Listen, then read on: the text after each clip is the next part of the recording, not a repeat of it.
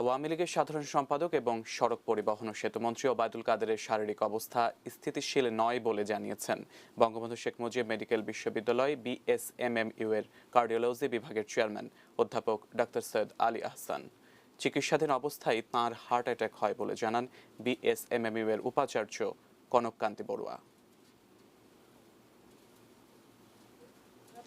নিজ বাসায় ভোরে হঠাৎই অসুস্থ হয়ে পড়েন বর্ষিয়ান রাজনীতিবিদ ক্ষমতাসীন দল আওয়ামী লীগের সাধারণ সম্পাদক ওবায়দুল কাদের।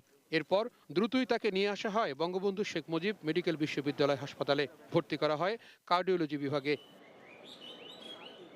সংসদ এলাকার বাসভবনে ভোরে যখন অসুস্থ অনুভব করছিলেন এই নেতা, তখনও পাশে ছিলেন কর্মীরা।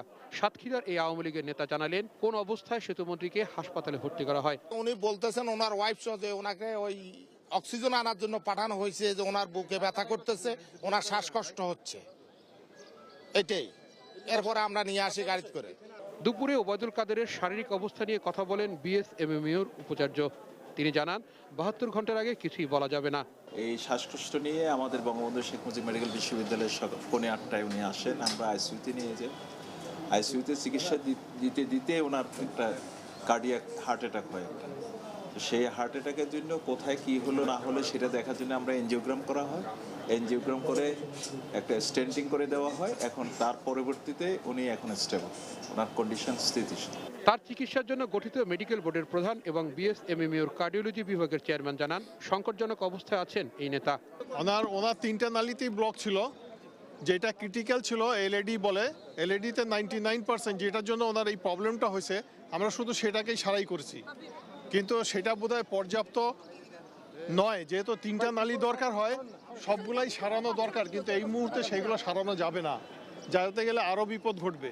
কিন্তু ওনার যে পরিস্থিতি এখন আছে, তার কারণে ওইটা করার পরে উনি অনেক উন্নতির দিকে গিয়েছিলেন, কিন্তু আবার দেখা যায় যে একটু ডিটোরিয়েট করে আবার উন্নতি হয়। এই পর্যায়ের মধ্যে ওবায়দুল কাদেরের অসুস্থতার সংবাদ ছড়িয়ে পড়ার সঙ্গে সঙ্গে বঙ্গবন্ধু শেখ মুজিব মেডিকেল বিশ্ববিদ্যালয়ে ভিড় করতে থাকেন নেতাকর্মীরা। খোঁজ খবর নেন তার রাজনৈতিক সহযোদ্ধারা। আওয়ামী লীগের পক্ষ থেকে এ নেতার সুস্থতা কামনায় দেশবাসীর কাছে দোয়া চাওয়া হয়েছে।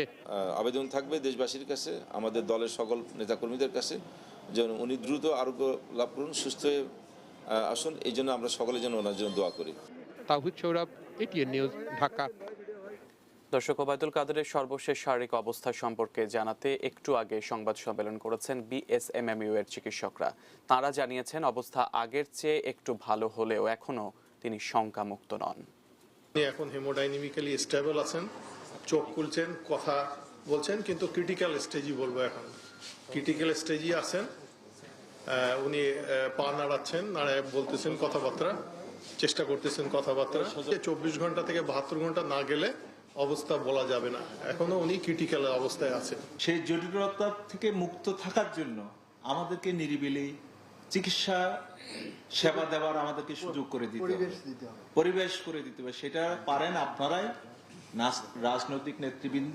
মাননীয় প্রধানমন্ত্রী আমাদেরকে স্ট্রিক্টলি বলেছেন যে যদি আমিও আসি আমাকে তোমরা ঢুকতে দিও না, কেউ যাতে এখানে ঢুকতে না পারে। আমরা একটা বই রেখেছি নিচে, ডি ব্লকের নিচে, কেউ যদি নেতৃবৃন্দ আসেন সেখানে আমাদের নামটা লিখে দিয়ে যাবেন কে আসছিলেন।